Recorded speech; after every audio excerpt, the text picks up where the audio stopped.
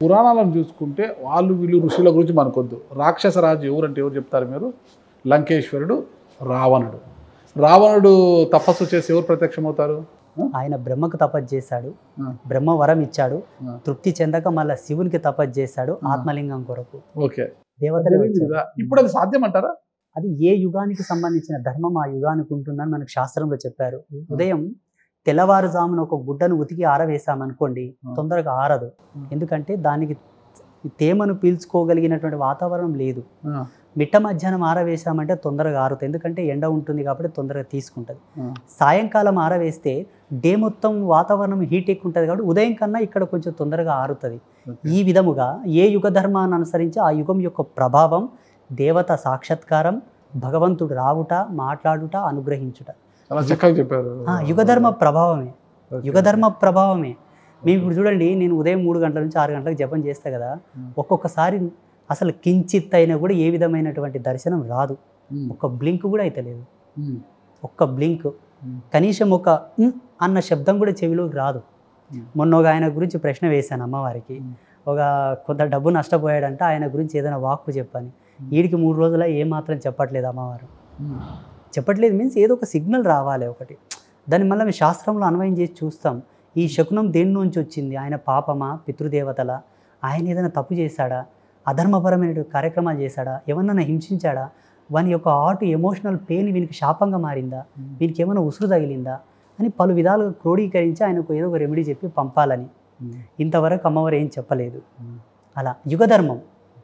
అప్పుడు దేవతలు వచ్చారు, మాట్లాడారు, అనుగ్రహించారు, వాళ్ళని స్పృశించారు కూడా. భారతదేశం కథ ఏమో తెలియదు కానీ గురువుగారు, నాకు మన తెలుగు రాష్ట్రాల్లో అంటే మీ సామాజిక వర్గం నుంచి ఒక పీఠాధిపతిగా ఉన్నది మీరు ఒకరేనా?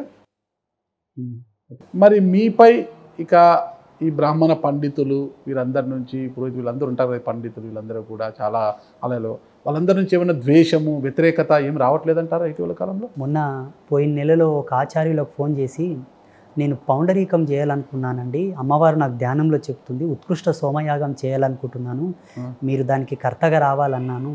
అంటే ఐఎమ్ సారీ గురూజీ, చేస్తాను కానీ సోషల్ మీడియాలో ఎక్కడ టెలికాస్ట్ అవ్వద్దు. ఎందుకండి, మీ గురించి అందరూ తెలుసు కదా. కులంకి అమ్మవారిని ఆరాధించడానికి ఈ పూజలకు సంబంధం ఏంటి? దైనందిన దినచర్య, వాళ్ళు జీవించే జీవన విధానం, అన్టచబిలిటీ, అస్పృశ్యత. పూర్వపు కాలంలో ఇప్పుడు చాలా బాగున్నారండి. బ్రాహ్మణులు కూడా ఉండరు మాదిగోళ్ళలాగా, నేను నిర్భయంగా చెప్తున్నా.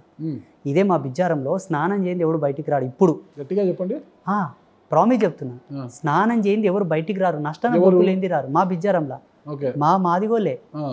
అప్పుడు ఉండే లేక స్నానం చేస్తే బట్టలు కట్టుకోవాలి, బట్టలు ఉండలే కదా, మరి ఎట్లా? మా అవ్వ ఏం చెప్పేది, మా అమ్మ తల్లి లింగంపల్లి గ్రామం దేవమ్మ, ఇప్పుడు లేదు శివైక్యమైంది, నీవు దేవుడు అయినవప్ప, మా జన్మ ధన్యమైపోయింది.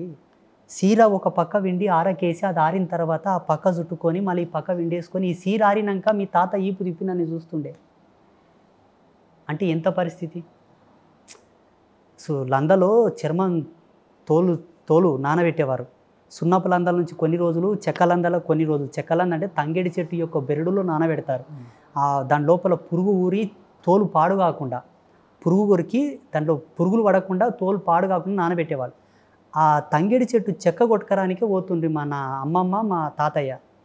ఆడ ఓగులో నీళ్లు వారుతుంటే ఆ సౌడు పెట్టి చీర విండుకొని అది ఆరినాక ఓ పక్క చుట్టుకొని ఇంకొక పక్క విండుకొని అది ఆరినాక చుట్టుకొని ఆ చెక్క మోపు ఎత్తుకొని వచ్చేవాళ్ళంట ఇంటికి.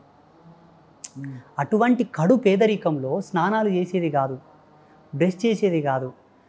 ఇట్లా అన్నీ రాకితే ఇంతలా మురికి వచ్చేదంట మా ఊళ్ళకు, తాతోళ్ళకు. డస్ట్ కనుబొమ్మలకి ఈపి పట్టేదంట, కనుబొమ్మలకి ఈపి.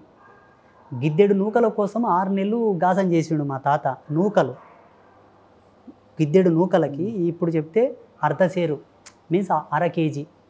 1/2 కేజీ నూకలకు 6 నెలలు జీతం చేసిండు మా ఊరు బాలరెడ్డి తోటి, ఇదే బిజ్జారంలో. ఇప్పుడు ఆ బాలరెడ్డి మిమ్మల్ని నమ్ముతున్నారా? రోజు వచ్చి మొక్కిపోతారు. అవునా? Okay okay. కానీ ఇంత చెప్తున్నా కూడా ఈ రోజుకి కూడా ఆదిత్య పరాశ్రీ గారి పైన స్వగ్రామంలో, అంటే మీ గ్రామంలో బిజ్వార్, బిజ్వార్ గ్రామస్తులు ఒక 20-25% వారికి మాత్రమే నమ్మకం ఉంటే మీపై నమ్మి మిమ్మల్ని భక్తులుగా ఉన్న వారంతా కూడా కర్ణాటక ప్రాంతానికి చెందిన వారు ఎక్కువ అంటుంటారు. కర్ణాటక, మహారాష్ట్ర, ఆ, ఆంధ్ర, మన తెలంగాణ నుంచి చాలా మంది వస్తున్నారు. కానీ బిజ్వారం ఇక్కడి వారు చాలా తక్కువ శాతం ఉన్నారు మీకు భక్తాదులు. అంటే ఏంటి మీ సామాజిక వర్గమే కారణం అంటారా? బిజ్వారంలో వాళ్ళు ఏమంటారంటే మా కండ్లెదురు కొట్టిన పిల్లగాడు మేము చూసినాం కండ్లెదురుగా, మా ముందల సంకల పలక పెట్టుకొని స్కూల్కి పోతుండే, మేము చూసిన పిల్లగాడు కదా అన్నది ఒకటి ఉంది. కానీ రెస్పెక్ట్ ఉంది. ఇప్పుడు సోషల్ మీడియాలో వాళ్ళు కూడా చూస్తున్నారు. నేను చెప్పే సబ్జెక్టు వాళ్ళకి అర్థమవుతుంది. అంటే అభూత కల్పనలు ఏం చెప్పాను, యథాతథంగా ఉన్న సత్యం చెప్తా. ఉన్నది ఉన్నట్టుగా కడాకండిగా చూడప్పుడు ఇట్లా బతుకుర్రి. మనం చెడిపోతే ఎవరికి ఎవరు గారు, మనం మంచిగా ఉండాలి. ఎలా? ఆర్థికంగా డెవలప్ అవ్వండి, కష్టం చేయండి, కష్టం చేస్తేనే పైసా వస్తుంది అంటాను. ఈ మూఢనమ్మకాలు ఎక్క నేను నమ్మను. నేను ఎంత యోగినో ఈ మూఢనమ్మకాలు ఎక్క నమ్మను. మూఢనమ్మకాలు అంటే దేవుళ్ళ మీద ఆధారపడడం. ఓకే ఓకే, దేవుళ్ళ మీద ఆధారపడడం. ఇప్పుడు ఏంటి, భగవంతుని నమ్మడం సత్యం, అది అంతవరకే. ఎలా?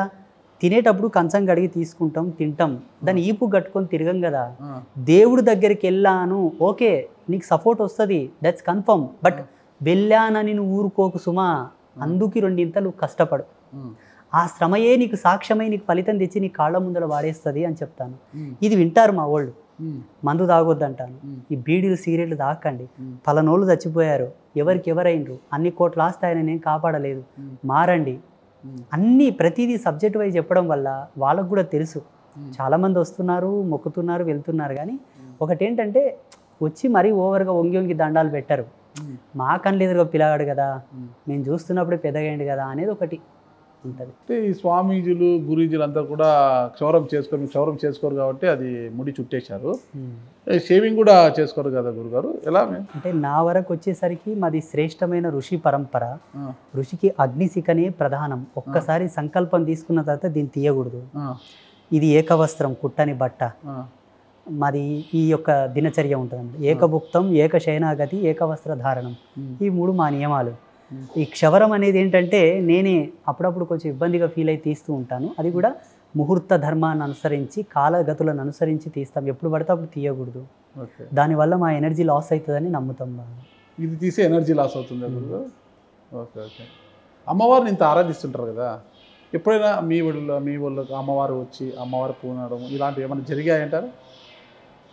మనము ఏదైనా మనం ఫీల్ అయితేనే, ఇప్పుడు వాతావరణం చల్లని కొంత వీక్ ఉన్నవాడు తొందరగా వనకడం మొదలు పెడతాడు. బాడీలో ఇమ్యూనిటీ స్ట్రాంగ్ ఉన్నవాడు వనకడు. అమ్మవారు పిలిస్తే వస్తుంది, వైబ్రేషన్ వస్తుంది. నేను పిలవలేదు, నేను తీసుకోలేదు కాబట్టి నేను నాలానే అమ్మను పూజించాను, నన్ను నాలానే అనుగ్రహించన్నాను. ఆమె అంతలోనే ఉంది, నేను ఇంతలోనే ఉన్నాను. నాదంతా యోగం. యోగం, జ్ఞానం, తపస్సు, అనుష్ఠానం, మంత్రం మంత్రం మంత్రం మంత్రం, శాస్త్రీయత, ధర్మం, వేదం, ప్రమాణం. మొన్న చతుర్వేద పారాయణం పెట్టినప్పుడు చాలామంది ఒక 3-4 అన్నారు, మీకెవరు వస్తారు వేదాలు చదవనికే, నీ పీఠంలో ఎవరు చదువుతారు అన్నారు.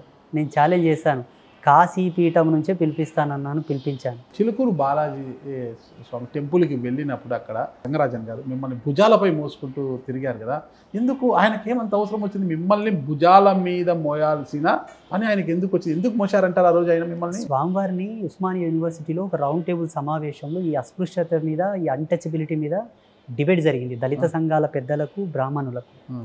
రంగరాజన్ స్వామివారు చాలా గొప్పవారు. వారు ఏం చెప్పారంటే, లేదండి, శ్రీరంగంలో తిరుప్పాణ ఆలవారు అని ఒక దళిత భక్తుడు, ఆయన్ని లోకసారంగముని భుజాల మీద మోసుకొని వెళ్ళాడు, ఇలా జరిగింది ఘట్టము అంటే, వాళ్ళు అన్నారు, ఎప్పుడో జరిగింది, ఎవడు చంపుతాడా, ఇప్పుడు మేము బాధింపబడుతున్నాం, కుక్కల కన్నా హీనంగా ఉంది మా జీవితం, ఇప్పుడు ఎవరినన్నా మోస్తావా అని అన్నారు. ఎస్, ఐఎమ్ రెడీ, వెంటనే నేను చేస్తానన్నాను. ఆ సమావేశం ముగిసింది, ఇంటికి వచ్చారు. ఇంటికి వచ్చిన తర్వాత వాళ్ళు మదన పడ్డారు, ఒప్పుకొని వచ్చాను, ఏంటి ఎలా అని. అక్కడ లోకసారంగముని ఎవరంటే శ్రీరంగనాథుని యొక్క పరమ భక్తుడు ఆయన. ఆళ్వారులో ఆయన ఒక ఆయన. ఇప్పటికి చిన్నజీర స్వామి వారిని పూజించాలి తప్పదు. పరమ భాగవతుడు తిరుప్పాణ ఆళ్వారు. ఇప్పుడు శ్రీ వైష్ణవులంతా తిరుప్పాణ ఆళ్వారి యొక్క పారుషులు చదువుతారు. ఆండాడు, తిరుప్పాణ ఆళ్వారు, వీళ్ళందరి యొక్క పారుషులు చదువుతారు. స్వామివారు ఈ జాతీయ ఎస్సీ రిజర్వేషన్ పరిరక్షణ సమితి వాళ్ళకు ఫోన్ చేశారు, నేను ఇట్లా మాట ఇచ్చానండి, ఎవరైనా ధార్మికంగా ఉండేటటువంటి దళితుడు ఎవరైనా ఉంటే చెప్పండి, నేను మునివాహన సేవ చేస్తానన్నా. వాళ్ళు అన్ని ఒకరు చూశారు. ఇక్కడ మాకు సమీపంలో నారాయణపేట పట్టణంలో కురుమన్న అని ఒక ఆర్ఎస్ఎస్ కార్యకర్త, ఆయన ఫోన్ చేస్తే, అయ్యో బిజ్వారంలో ఒక స్వామీజీ ఉన్నాడు. ఆయన దళితుడే, మాదిగా, మ్మ్. కానీ మంచి ఆచారం కలిగిన వ్యక్తి, సాత్వికుడు, వైదికంగానే ఉంటాడు. ఏ విధంగా క్షుద్ర పూజలు ఇవేం చేయడు. ఎవరైనా చేసినా తిడతాడు, ఆయన సహించడు అని చెప్తే స్వామివారు నాకు ఫోన్ చేశారు. నేను అప్పుడు ముంబైలో ఉన్నాను. ఏప్రిల్ 16వ తారీఖు రోజు ఇది ఉంది స్వామీజీ, మీరు రావాలన్నారు. వెంటనే ట్రైన్ ఎక్కి వచ్చాను. డైరెక్ట్ సికింద్రాబాద్లో దిగాను. సికింద్రాబాద్ నుంచి సీదా జియాగూడ రంగనాథ స్వామి దేవాలయంకి వెళ్ళాను. ఆ రోజు మునివాహన సేవ జరిగింది. జగత్ ప్రసిద్ధాత్మకమైనటువంటి అద్భుతం. ఒకరిని మోసారా, 10 మందిని మోసారా, 10 మందిని ప్రవేశింపజేశారా, నథింగ్ మ్యాటర్. గౌరవం దొరికింది, మొత్తం జాతికే దొరికిందని గర్వపడాలి. ఖచ్చితంగా ఇంత గొప్ప స్వామి మిమ్మల్ని భుజాల మీద మోయడం అనేది అది తెలిసి చాలా ప్రాచుర్యం కూడా పొందారు మీరు. సరే, తద్వారా అంతవరకు కూడా ఈ పీఠము ఇక్కడ వెలసి మీరు గురూజీగా మారేంత వరకు కూడా ఉమ్మడి మహబూబ్ నగర్ జిల్లా ఒకప్పుడు, ఇది ఇప్పుడు నారాయణపేట జిల్లా. ఉమ్మడి మహబూబ్ నగర్ జిల్లా నారాయణపేట సమీపంలో ఉన్న బిజ్వార్ గ్రామం అనేది ఎవరికి పెద్దగా ఐడియా లేదు. ఇవి ఏ ప్రాంతానికి కూడా బిజ్వార్ గ్రామం చిన్న గ్రామం ఇది. మరి ఈ గ్రామానికి ఈరోజు ఇంత పేరు ప్రతిష్టలు రావడానికి కారణము మీరు గురూజీగా మారడము, అంబాత్రేయ క్షేత్రం ఇక్కడ వెలయడము అనేది కూడా ఒక గొప్పదనమే. మరి ఆ గొప్పదనము రావడం పట్ల ఈ గ్రామస్తులు ఎలా ఫీల్ అవుతుంటారు? గ్రామస్తుల విషయం వాస్తవం చెప్పమంటారా, నిజం చెప్పమంటారా? వాస్తవమే చెప్పండి. వచ్చే భక్తులకు మంచిగా అవ్వడం వల్ల మేము వెళ్ళాము, మా అబ్బాయికి పెళ్ళి అయింది, మా అబ్బాయికి వీసా వచ్చింది, మా అమ్మాయికి పిల్లలు అయిందని ఒకరికొకరు బంధువులకు చెప్పుకుంటారు కదా. ఇప్పుడు ఏదైనా ఫంక్షన్కి పోతే ఫంక్షన్ అంతా అయిపోయిన తర్వాత వాళ్ళ కష్ట సుఖాలు ఒకరొకరు మాట్లాడుకుంటారు. నేను పలంతో పోయినా బాగైంది, నువ్వు కూడా పో. ఇలా వస్తుండడం వల్ల మంగళవారం, శుక్రవారం, పున్నం, అమాసకి ట్రాఫిక్ ఇక్కడ వాహనాలు నిలబడడానికి కూడా స్థలం లేనంత వాహనాలు రావడం వల్ల ఈ చుట్టుపక్కల ఉండేటటువంటి పొలాల వాళ్ళు ఏం చేస్తారంటే, ఇది ఒక కుగ్రామం, మీరే చెప్పారు. సమయం వస్తే ఒక పెయిన్ కిల్లర్ ట్యాబ్లెట్ దొరకదు ఈ ఊళ్ళో. ఇక్కడ ఉండేటటువంటి ప్రాంతీయమైనటువంటి భూముల రేటు చాలా తక్కువ. ఇప్పుడు ఎవరైనా ఏదైనా అడగడానికి వెళ్తే నేనే ఈ పక్కల నాకు కళ్యాణ మంటప నిర్మాణం కోసం కొంచెం స్థలం ఇవ్వని మా ఊరు ప్రజెంట్ సర్పంచ్ని అడిగితే ఆయన హైదరాబాద్లో లేని రేటు చెప్తున్నాడు. హైదరాబాద్లో మెయిన్ సిటీలో లేని రేటు చెప్తున్నాడు. ఇప్పుడు నాకు అర్థం కాదు అసలు. నేను అన్నాను, నేను నాయన అని పిలుస్తా, నేను సన్యాసినని ఆయన ఏదో అన్నాను, భక్త విక్త అని అన్నాను. ప్రతిదీ రిలేషన్షిప్తో ముడిపెట్టి మాట్లాడతాను. ఏం నాయన అట్లా అంటావు, ఇదేమన్నా న్యాయమా?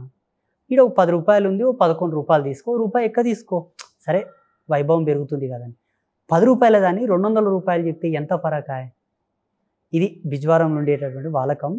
నేనేం తప్పు అనను. సరే, నీ ఆస్తి పెద్దలు సంపాదించిన నీ ఆస్తి తరతరాలు నువ్వు కాపాడుకున్నావు, నేను కాదను.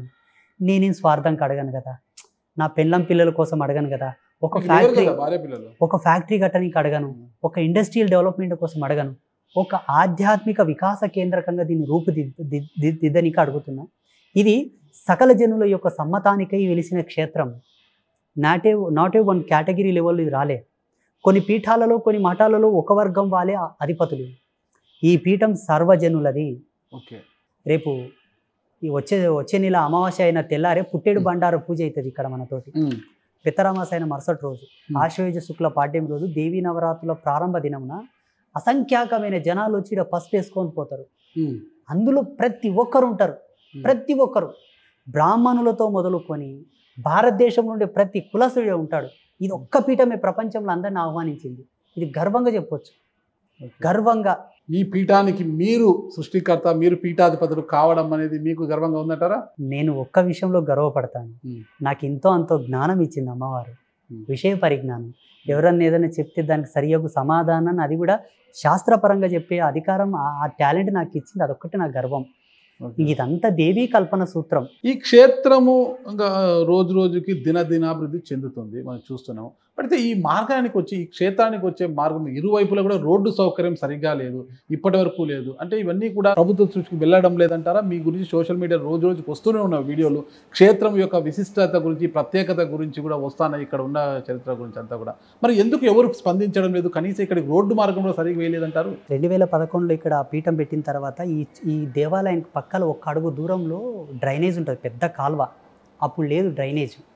ఊళ్ళో కొన్ని దిగుడు బావులు ఉండేవి. ఆ బావులోకి ఊరు డ్రైనేజ్ అంతా మురికి నీళ్ళన్నీ ఆడ చేరేవి. ఊళ్ళో ఉన్న 3 బావులు కబ్జాలు చేసి పూడ్చివేశారు. ఎక్కడ పోనీకే గత్యంతరం లేక ఆశ్రమం పక్కపో ఉంటే డ్రైనేజ్ పోతుంది, ఇంత పెద్ద కాల్వ. మనిషి పోతే దిగబడతాడు, బయటికి రాడు. మొన్న ఒక మన గోవు పోయి దాంట్లో దిగబడింది, 7 మంది పగ్గాలేసి గుంజిండ్రు ఆవుని. అంత పెద్ద అంత లోతున్న కాల్వ. ఊళ్ళో ఉండేటటువంటి ప్రతి అశుద్ధం అంతా గుడి పక్కల వచ్చి ఆగుతుంది. నేనేమన్నాను కలెక్టర్ గారితో పోయి, స్నిగ్ధ పట్నాయక్ ఇప్పుడు ఉందా ఆమె ప్రజెంట్, అమ్మ ఇట్లే కూర్చున్నాను, అమ్మ గుడి పక్కల డ్రైనేజీ తెచ్చి వదిలారు, గ్రామ సర్పంచ్ చెప్తే పట్టించుకోవట్లేదు, పంచాయత్ సెక్రటరీ చెప్తే కూడా పట్టించుకోవట్లేదు, కొంచెం ఆ డ్రైనేజీని దూరంగా డైవర్ట్ చేయండి. విపరీతమైన దోమలు, దుర్వాసన. శుభ్రంగా ఇక్కడ ఎంతోమంది అనుష్ఠానం చేసుకునే సాధకులు ఉంటారు, జపంకి కూర్చుంటే ఆ ముక్కుకు దుర్వాసన వచ్చి చాలామంది లేచిపోతున్నారు. కొంచెం ఆ డ్రైనేజ్ పక్కకు తప్పియండి. రాజ్యాంగం పరంగా కూడా ఆసుపత్రి పక్కల, వైద్యశాల అంటే స్కూల్స్ పక్కల, దేవాలయాల పక్కల డ్రైనేజీలు ఉండకూడదు, చట్టంలో ఉంది. కొంచెం తీసేయండి అమ్మా అని కలెక్టర్ చెప్తే పట్టించుకోలేదు, వాకిటి శ్రీహరి గారికి చెప్తే పట్టించుకోలేదు. వాకిటి శ్రీహరి గారు ఈడికి వచ్చి అమ్మవారికి మొక్కి నామినేషన్ వేసిపోయాడు, గెలిచాడు. నేను మంత్రి కావాలన్నాడు, శుభం అన్నాను, మంత్రి అయ్యాడు. 2 సార్లు చెప్తే 2 సార్లు మా పిల్లలు పంపిస్తే కూడా పట్టించుకోవట్లేదు. ఎంఆర్ఓకి చెప్పాను, మండల ఆఫీసులో చెప్పాను, అందరికి చెప్పాను, నోటీసులు పంపాను, పేపర్ కూడా ఇప్పించాను. అంబాత్రయ క్షేత్రం పక్కల డ్రైనేజ్ ఉంది, విపరీతమైన కంపు, దోమలకు చాలామంది బాధపడుతున్నారు, కనీసమైన సానుభూతి లేకపోతే ఎట్లా అని కూడా అడిగాను, కానీ ఎవరు ఒక కలెక్టర్ పట్టించుకోలేదు, గ్రామ సర్పంచ్, గ్రామ మొదటి పౌరుడైన గ్రామ సర్పంచ్ పట్టించుకోలేదు.